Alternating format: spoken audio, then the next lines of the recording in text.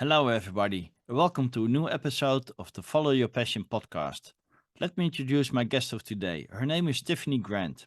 She's the owner of Money Talk with Tiff, which is the name of both the company as well as a podcast. She was a single mom of two boys, was going to school full time, and worked two jobs trying to make ends meet. Now she's an accredited financial counselor, has finished her MBA, and runs a successful business. She calls herself a self proclaimed money nerd and is proud of it. She lives and breathes finances. Tiffany acts as a financial wellness facilitator and an advocate for financial literacy. And I also have seen that you call yourself the financial literacy evangelist. So, welcome, Tiffany. Hey, thank you so much for having me on. Yes, I'm an evangelist spreading the gospel of financial literacy everywhere. Nice. So, as I understand it correctly, also from your website, it already started when you were at a very early age, right? Yeah, so my relationship with money, going back probably as far as I can remember, I think the earliest was probably about 5 years old or so. My grandma actually told me that I used to charge my grandpa for doing like extra chores, like taking out his garbage and stuff like that. So I've always had a passion for money and also monetizing, what I'm interested in. And so, from as far back as I can remember, that started very young. Nice. And you've stayed true to your path, so to speak. Absolutely. Today, now I know that there's a term for it. I consider myself a serial entrepreneur because literally everything that I have a passion for, I've found a way to monetize it. And, sometimes our passions change or what we like change. And every time I'll pivot to a new way to make money. So, Yeah. So, how did you make this transition from working two jobs, to make a living, to survive, so to speak, to owning your own business? yeah, so I would say it was very, very hard.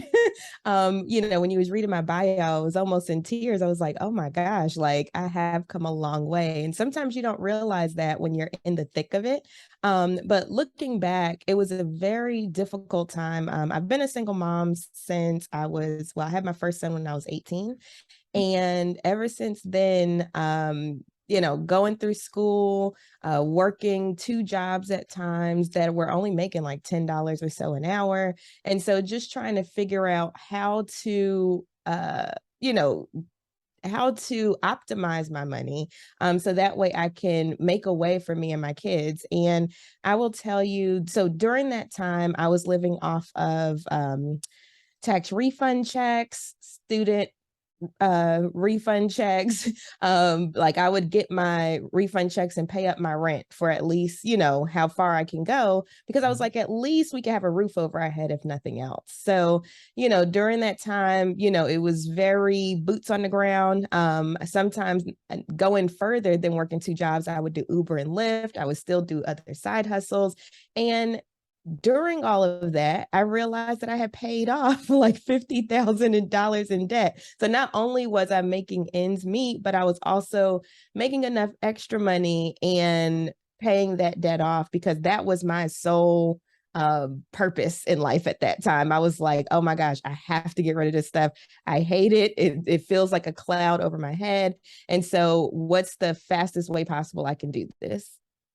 Nice.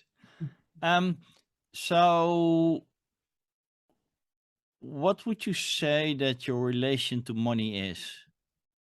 Yeah, so it's complicated, right? Mm. And I All think most relations people, are. right? I think most people would think that as well. I know from when I was younger, nobody in my family ever taught me about money. And honestly, everybody in my family was spenders. And so, they utilized credit to its fullest extent, AKA as income. And so I noticed how, credit card stacks were getting taller, bankruptcies, foreclosures in my immediate family. And I was like, you know what? I don't know if I want that type of life. Like for me as a kid, it was awesome because I got whatever I wanted. But as I started understanding what was happening, around the 2008, 2009 crisis, I was like, you know what? I don't know if this is the life I want. And actually, me and my mom were just having this conversation the other day because she was like, yeah, when you were younger, you wanted name brand everything and you wouldn't even get out the car at the thrift stores and this, that, and the other.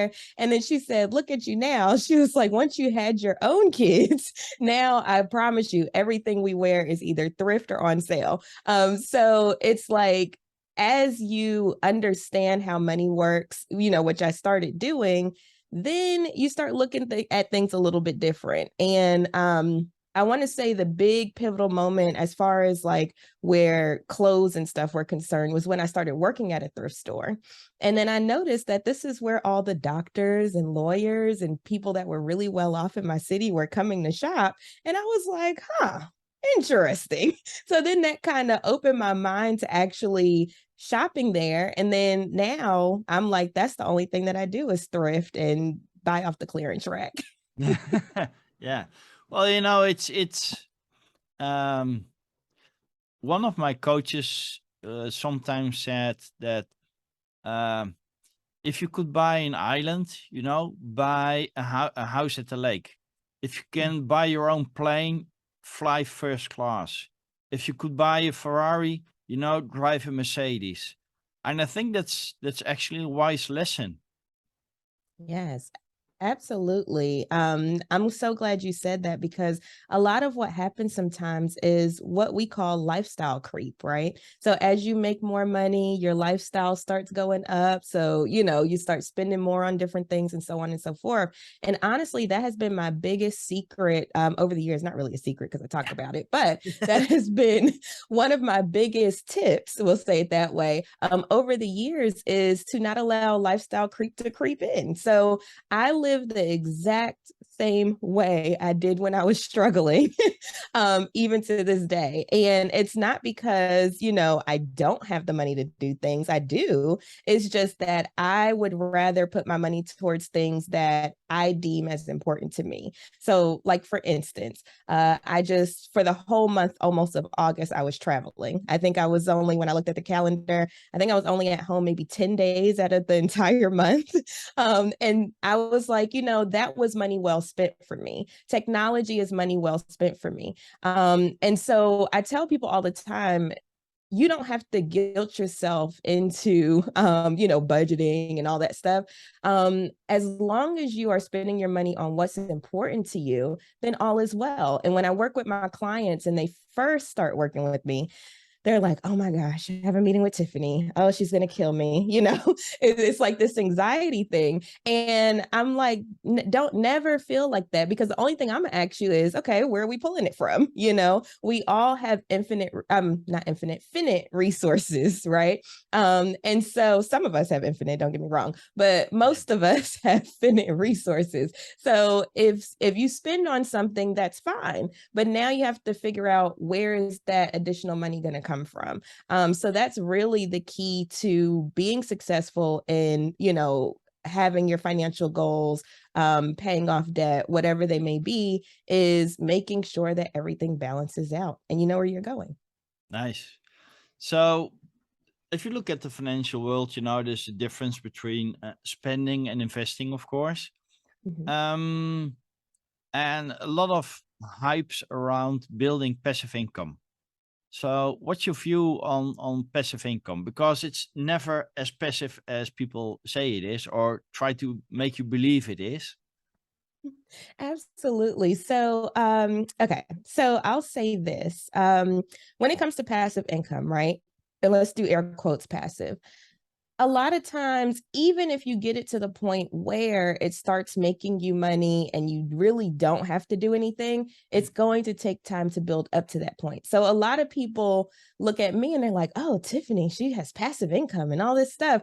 But I have been doing this for 5+ years. I don't even know what year I'm on right now. I've been doing this for a long, long, long time. I mean, up late, up early, just grinding it out. And people don't see that background. And And so that would be my first caution to people. Like when you see other people making this quote unquote passive income, just realize that you're not seeing the whole story, for one, and to just put that in perspective. Now, do I believe that you should have multiple streams of income? Yes. Now, do they all have to be passive? No. For instance, when I was working in corporate, I was in HR, but I was doing Money Talk with Tiff on the side. I was doing Uber and Lyft on the side, and it was just what I wanted to do. So I feel, you know, my thing is, don't get too caught up in what the Joneses are doing or what other people are doing, because you could be looking at their chapter 25 and you're at chapter 1, right? And so always do what feels right for you. And that's pretty much how I've lived my life. And so I was like, if I was working in HR, I would go home and work on Money Talk with Tiff because that was my passion project. Fortunately, it started making money, but that wasn't the original goal. It was just something that I enjoyed doing. And so that's kind of also how I coach people around, finding what their passion is and then finding a way to monetize it if they want to. Now, there's some passions that I have that I don't want to monetize because I want it to keep it a passion. Also realize that once you start monetizing something, sometimes it will become a chore. And so if it's something that you really enjoy and you're like, you know what, I think I'm good with enjoyment, then it's okay to leave it there as well. Yeah, nice. And I really liked what you said that um, sometimes when people are in it for the money, they might be in business for the wrong reasons. And it's my belief that you're in business to add value. Money is not the goal, it's the results of the value you add. Would you agree to that? Absolutely. And this goes for everybody. So whether you're an entrepreneur or you're working a 9 to 5, you're a W-2 employee, regardless, I tell people, do not do things for money. Every time I tried to do things for money, I ended up miserable. When I took a job that was making like double, triple my salary, I ended up miserable at that job. When I started a business that had nothing to do with what I was interested in, I ended up miserable. Even though it made up both times, I made a ton of money. Money was not everything, because then what started happening? I started getting stressed out. My health started suffering. My quality of life wasn't where it was. And so, you kind of have to look at the holistic picture of who you are and where you want to be. Just don't do things for money. Definitely do it for what makes you feel good and, being able to sustain yourself. Yeah, I can totally agree with that. But I understand that it's a mindset, right? And especially if people are starting the business, they want to make an income as fast as possible. So they might do things for the money, only to realize that the clients they took on aren't their ideal clients and they actually didn't want to work with them. If they've truly listened to the feeling, right? If they've listened to the gut feeling, they should have said no. But because it were potential paid clients, they would say yes. And well, don't have to tell you what the result will be. Yeah, I can tell you. It's funny you mentioned that because that happened to me recently. So I've been in Mm, business for quite some time, right? mhm. And there's someone that, kept coming to me. They wanted me to work on a project, and I kept saying no. I was like, this is not within my wheelhouse. I really don't want to do it. But they came to me again, and so I was like, okay, let me just quote some crazy price, and then hopefully that'll say, that'll be a no in a different way. Well, Yeah. lo and behold, they ended up paying it. And so I'm like, oh no, but I think sometimes, and let me just be transparent as well. During the time where I was like, I decided to quote and all that stuff, I was going through a tough time in my business. I was like, okay, this would be a easy, low hanging fruit, let me just go ahead and quote something, whatever. So like it was a type of thing where I was like, if they say yes, okay. If they say no, okay, whatever.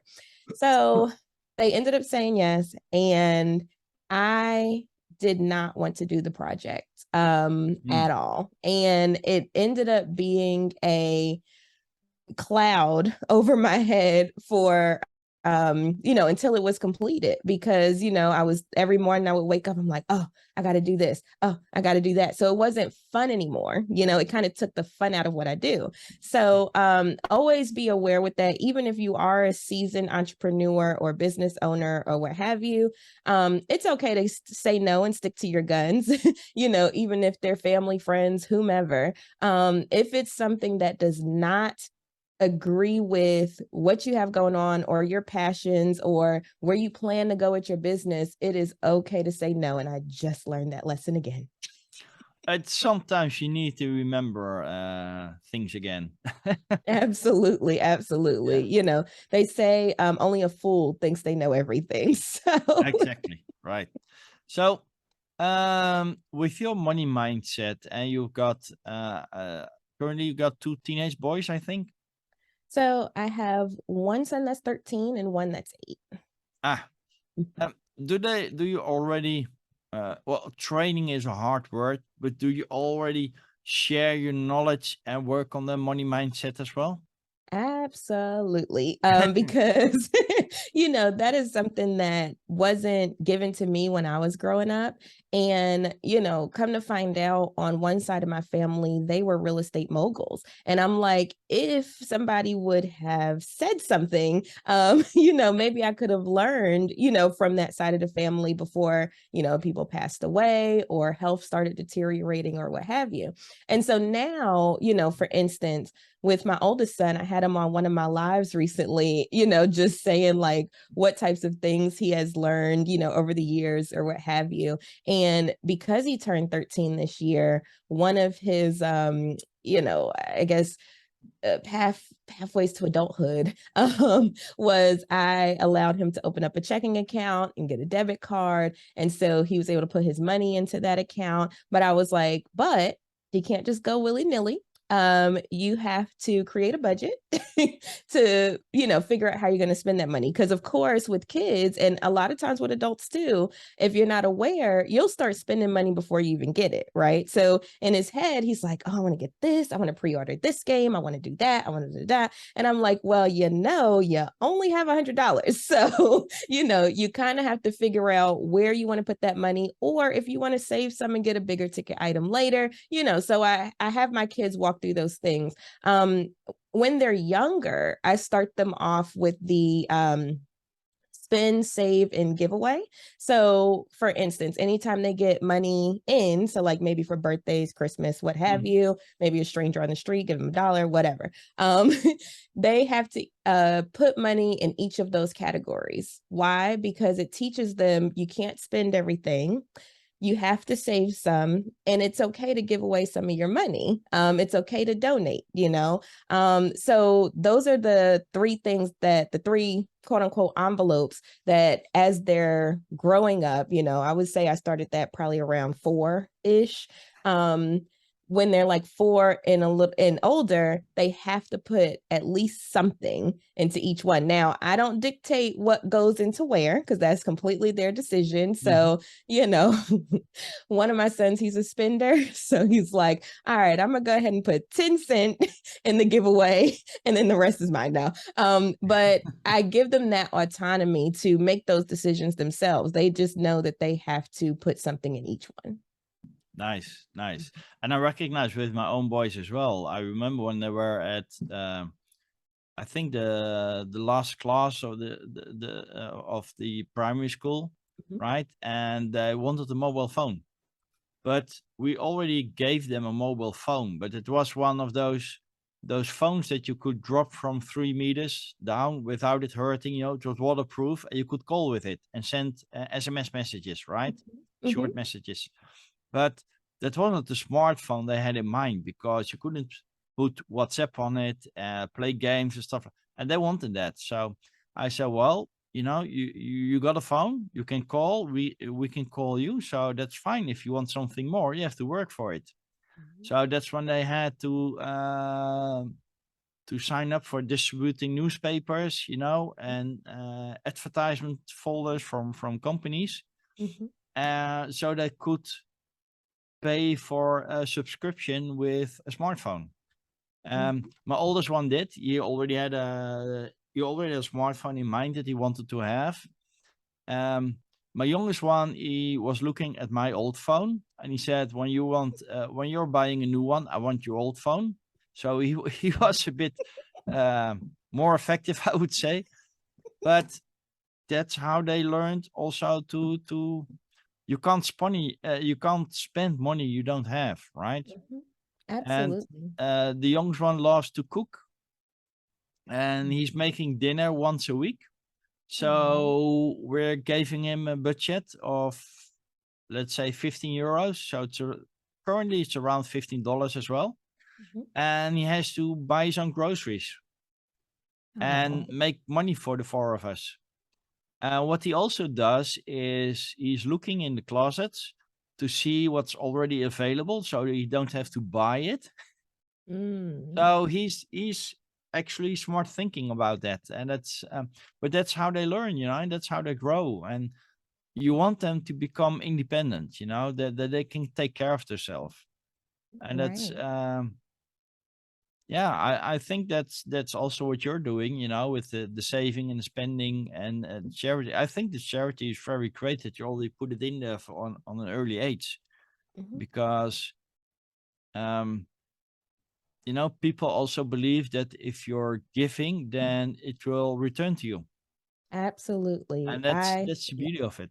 I wholeheartedly believe that. So, my kids, they grow because I mean, we we thrift, right? So if somebody didn't give that away, we wouldn't have, like, for instance, this dress that I have on, right?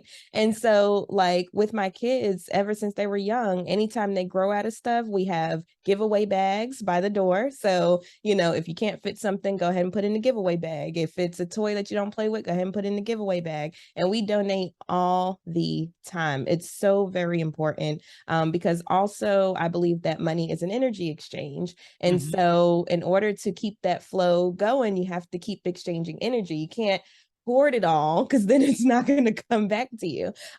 So, then another thing, too, though, and I'm glad that you're teaching your kids as well, because at the end of the day, it starts at home, right? So, if we're not teaching them these things, they're not going to learn it in school. They're just going to grow up clueless like most of us. um so it's best to go ahead and get your kids on board, get them learning, even little things like what you had mentioned, what I had mentioned, and just start them off early. And even if you don't feel competent enough to do that, then I had one lady, she made her daughter make an appointment with me, just because she was like, I don't know what I don't know, but I want her to learn. And so you can do that as well. And then the daughter had to pay for it with the money that she made over the summer. So, you have to kind of think outside the box sometimes, but, whatever it is, the resources are out there. It's just up to you to find them. Exactly. It reminds me of it's beautiful that you said that, because those this saying about opportunity knocks, right? Hmm. And I saw a quote lately of that a fellow entrepreneur used, and the quote was, if opportunity doesn't knock, build your own door, right?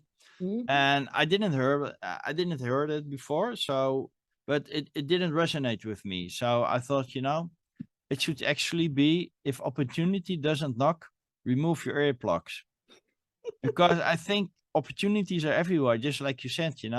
It's just you have to you have to see it. You have to take your blinders off and look for it. And if you look for it, you will find it.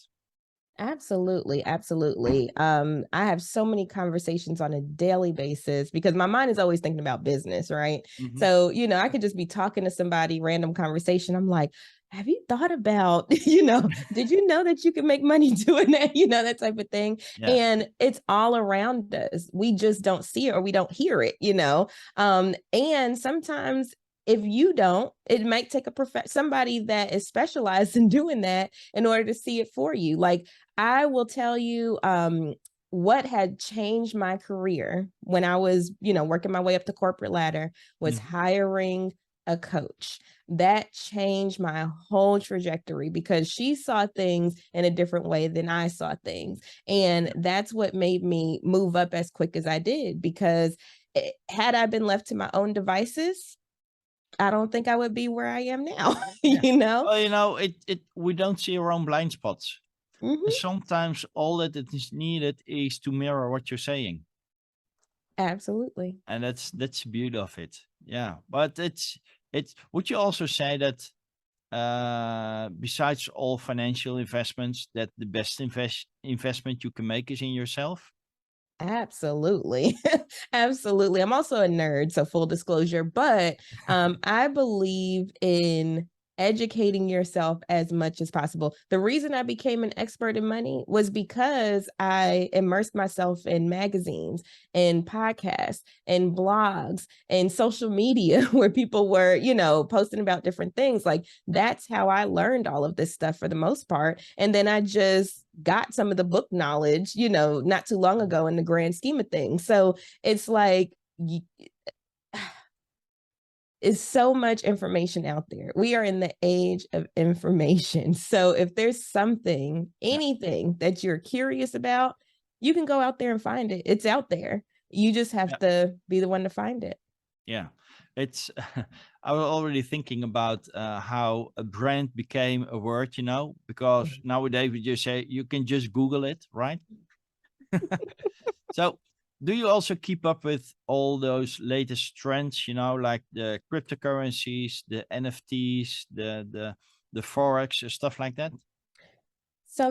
So personally, okay, so I know about it just so I can educate people, but do I personally invest in any of that stuff? No. And the reason is because, Warren Buffett, which everybody knows Warren Buffett, but he said if you don't fully understand something, then don't invest in it. And I feel like that is the soundest financial advice you could ever take. If you don't fully understand something, what are you doing putting your money into it? And so I tell people that all the time, whether it's, the cryptos, the NFTs, all that stuff, or even if they're just looking at like the MLMs and stuff like that, I'm like, if you don't fully understand what's going on, then maybe that's not where you should put your investments. So I live by that advice. And so I only put my money into things that I fully understand. So what is that? That's the stock market, that's index funds, that's mutual funds. Like, I understand all of that stuff because I know how to read the fundamentals, their books and things like that. And so that's the stuff that I invest in. Now, is it like, could it be a good investment for people? Maybe. It depends on how much work you want to put into it, how much you want to learn about it, because that goes back to my original point. Yeah. So there are definitely people making money, but it just depends on if that's where you want to make money. Like, I don't feel like people should get sucked into trends. And honestly, there's been studies being done over the years about investing, and following trends actually means that you're late to the party anyway. Yeah. That's nice. So yeah, so the people that that started it, so like, let's say for instance a new cryptocurrency or what have you, so the person that started it, and they have sensationalized it. Now everybody's hopping in. So now the price is going up and now you hear about it. Well, guess what? You're already catching it on the incline. So you're not getting the same returns as that person that started it. And that's with any type of investment. So I say that to say, personally, I don't invest in them, but if it's something that interests you, go out and educate yourself, and then, choose if you want to do it or not. Yeah, and especially the part in the middle that you said, I think that's the key to most things. Educate yourself about it, and then decide whether or not you want to do it. Absolutely. It's also nice that you mentioned MLM systems, right? Because I've tried a few, and for me, it only works when I fully believe in the service or product you're selling, right? For instance, it's already from the old ages, but Tupperware was a very good MLM system because they delivered high quality products, right? and you had those household parties where the host would get presents, and they invited other, mostly mothers, right, or housewives, and they bought Tupperware stuff. But it's great stuff. You get quality, and there's no issue promoting that because it's just great stuff, right? But what I've noticed that a lot of those MLM ambassadors, I would call them, they're selling it for the MLM system. So for the bonuses, if you bring in 3 friends, you're getting some money, and if they bring friends, you get more, and they're selling the system as, well, let's call it what they say, like a passive income, right?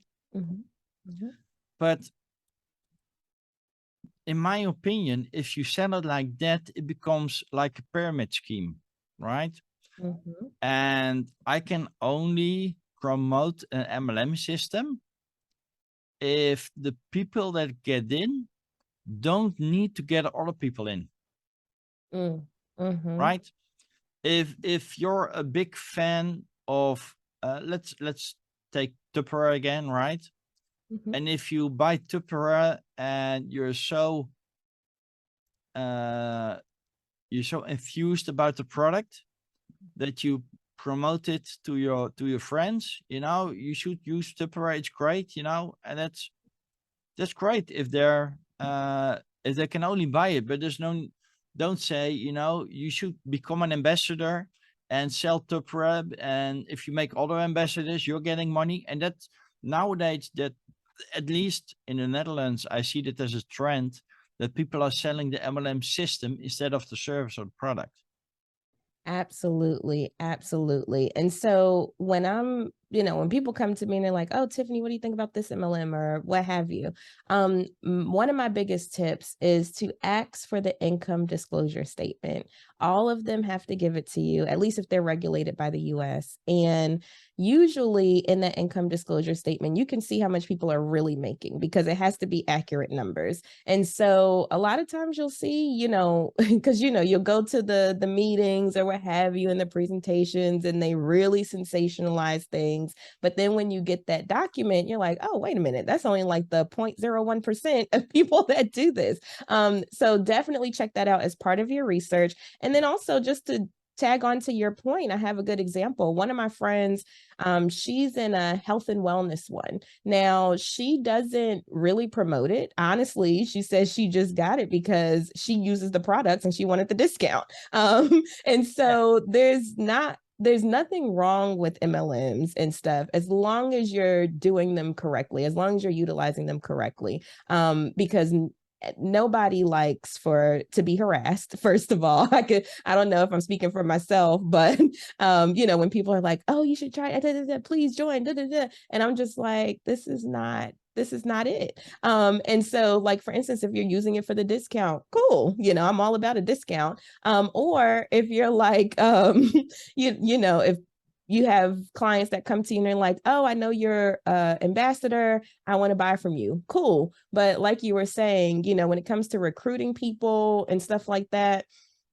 like for me, I'm just like, I don't know how I feel about that. Yeah. It's just a modern version of the pyramid scheme we had. I remember when I was young and my father got a visit from a friend or somebody he knew, and they were explaining, if you get in, you would pay just 100 euros. Oh, back then it were still guilders, but let's say euros, for the sake of the conversation. And then you bring in 3 new people, and when you're at level 3 or so, then you will receive 500. So you're making 5 times the money you put into it, right? And luckily my father never got in because, there are always people at the bottom, right? So yeah, it makes it so that, if you really look at it, right, Even like, let's say, for instance, there's people that do great with the recruiting aspect, they get people on, blah, blah, blah. There's always, like you said, going to be someone at the bottom, and maybe they can't get those 2 people or 3 people that they need or what have you. And so they end up losing money. So like the people that are at the top, or, further up the pyramid, they're not thinking about the people that they're bringing in and what a detrimental effect that it could have on them. And I'm glad you mentioned the pyramid schemes and stuff, because I remember being younger, little, and my aunt would go to these meetings, and this was before it was regulated, and before they called it MLM, because now all they do is put a product to it to get around that. But she used to go to these meetings, and she would take me with her, and I'm just sitting there like, as a child, like, this sounds like BS. Like, what is this? And so I had those early experiences, luckily. So I've never participated in any of them. Like, I've had like parties if I was interested in the product, just so I can get the free stuff. But other than that, I've never like signed up to be a distributor, ambassador, or whatever they're called, just because it doesn't align with what I do and where I decide that I want to go. So, I say that to say, if it fits your passions and you enjoy the product or what have you, by all means, do your research, figure out if it's right for you. But I just know, for me personally, it's just not a good fit. Yeah, exactly. And it's I think that at least if you're I always say that the best salesmen, right, are your children and your friends and family, because they just want to share an experience with you. Right? They want to do the best for you because they care about you. And with an MLM system, it's well, let's cut it short, it's not working for me. Unless I fully believe in the product or service. And then I have no problem promoting it or advising somebody so they can benefit from it as well. Absolutely. Nice. And see, the thing is, like, I'm one of those family members, like, if you come to me trying to sell something like that and I'm not interested, I'm gonna tell you. I'm gonna say, yeah, no, I'm not interested. Like, I'm not gonna waste your time. And see, I feel like, that goes into another lesson. People need to be more comfortable, I guess, going back, saying no, right? So it's okay to say no. Trust me, all those relationships are still intact. Nobody has cut me off because I didn't buy their product or what have you. I'm just like, I don't want to waste your time.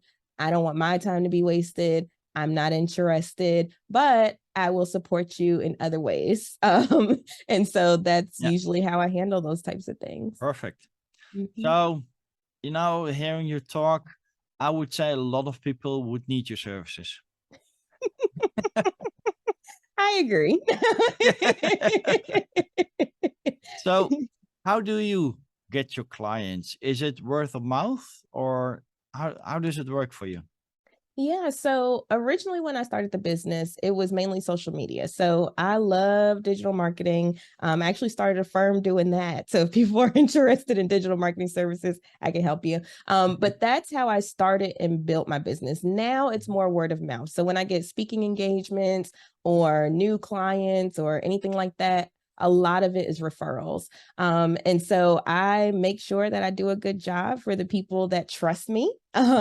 Because, financial stuff or even business stuff, personal stuff, it's very, very, it takes courage, and I don't want to abuse that in any way. And so, because I talk about that a lot too, financial trauma. So for instance, if somebody goes to an advisor and they don't have enough assets, and then the advisor just ghosts them and they never hear from them again, that's financial trauma. And because they reached out and they were like, oh, I want to get my money going and da da da da da.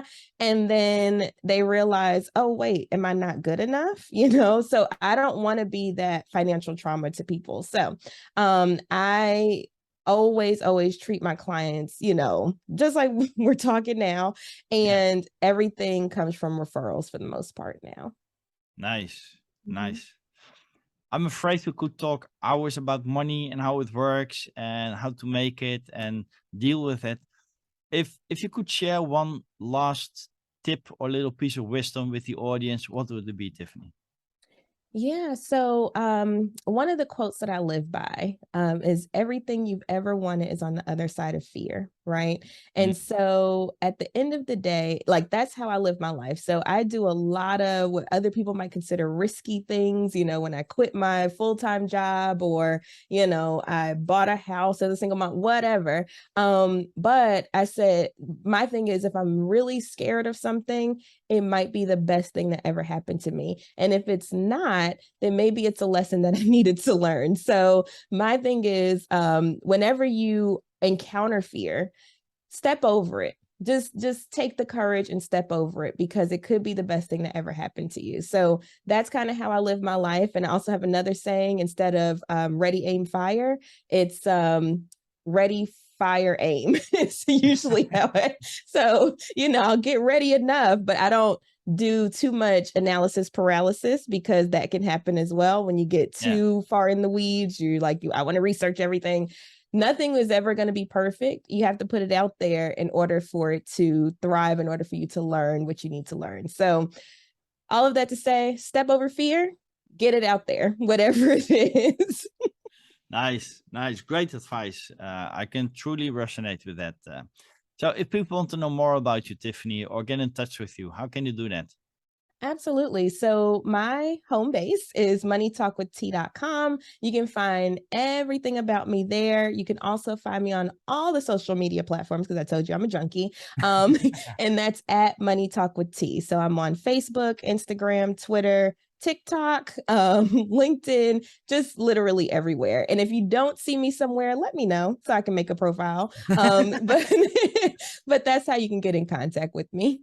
Nice. Are you already on TikTok as well? Yeah, on TikTok. I make some TikTok videos. TikTok is a little more fun for me. So if you want to see the fun side of Tiffany, you can go over there. Nice. And of course, people can listen to your own podcast as well, right? Absolutely. I'm glad you mentioned that. I don't know why I always forget. But yes, you can find me at the Money Talk with Tiff podcast. Wherever you listen to your podcast, I'm there. And if you don't see me there, like I said, let me know and I'll make sure I get there. Perfect. Thanks a lot, Tiffany, for being my guest. You got some great energy with you. I love talking to you. So thanks again, and let's keep in touch. Thank you so much, Erwin. It was my pleasure.